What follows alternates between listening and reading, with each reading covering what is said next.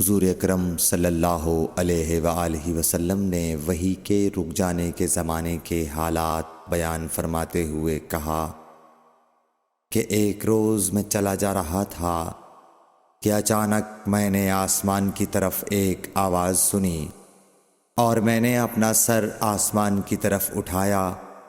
کیا دیکھتا ہوں کہ وہی فرشتہ جو میرے پاس غار حرا میں آیا تھا وہ آسمان و زمین کے بیچ میں ایک کرسی پر بیٹھا ہوا ہے۔ میں اس سے ڈر گیا اور گھر آنے پر میں نے پھر کمبل اوڑھنے کی خواہش ظاہر کی۔